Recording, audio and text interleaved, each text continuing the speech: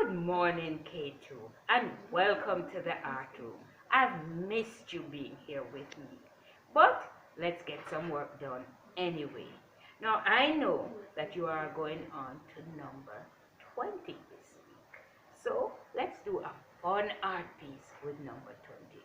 You're going to need some help from a parent or any adult with this as we draw the number 20. Make your two, and then you shadow that like that. Same with the zero. You make your zero and a smaller one inside. Okay, once you do that, your next step will be to use a nice black marker. A fat one will do. If you don't have a black marker, then a black crayon will be fine. And I'm going to ask you to trace around your number 20. I have one that was drawn out a little more neatly, so I'm going to use this one. And we trace our number 20 all the way around. All the way around. Some of you like to go really slowly. If that's what works. I find the faster I go, the smoother my line is. So, number 20.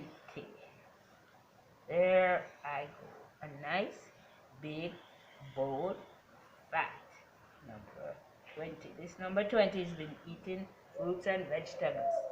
Okay, next thing I want you to do is to add arms. Yes, arms and legs.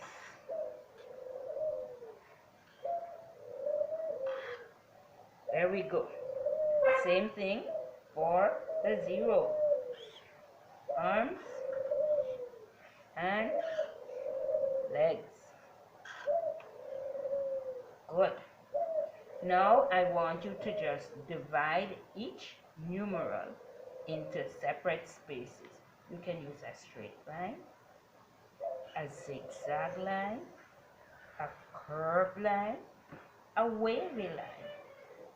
Any way you want to go. Same thing for Miss 2.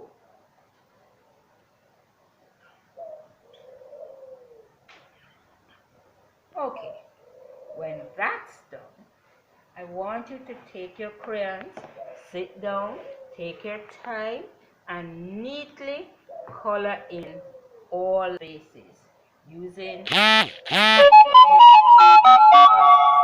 okay? Now please try to color nice and neat. What I tend to do is go around the edges first. That way, when I'm going really fast and coloring in, I kind of have this as a borderline to stop me from going outside the line. And I color in one direction. Make sure I get all the white spaces. Otherwise, we look like we have eyes peeping through the bushes at us. And that's kind of creepy, don't you think? So, fill it all in nice and smooth. Now, as soon as you have the spaces all filled in, all the way around, then I want you to go back with some contrasting colors. Yellow, green will work with yellow. And we are going to put patterns in each space. Patterns. Remember last week when Miss Barnett and Miss Cromwell asked you to collect 19 things. And you were supposed to arrange them in a pattern. So we're continuing our work with patterns, and we are going to put a pattern in each space. And the pattern, you know, this is looking like blue, not black. And a pattern is basically when you repeat the same order. So line, line, line. Or how about, let me see a different kind of pattern I could use. I'm going to use a color pattern this time.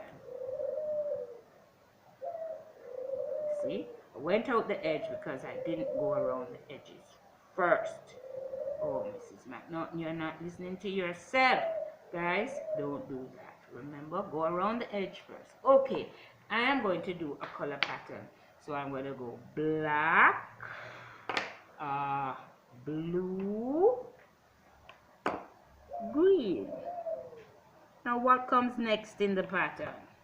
Repeat. Black,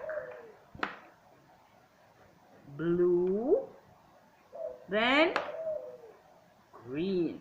And that's how you make your pattern. And you simply continue until you have all your 2 and your 0 filled in completely. Now let's pretend that I've done both sides, the 2 and the 0.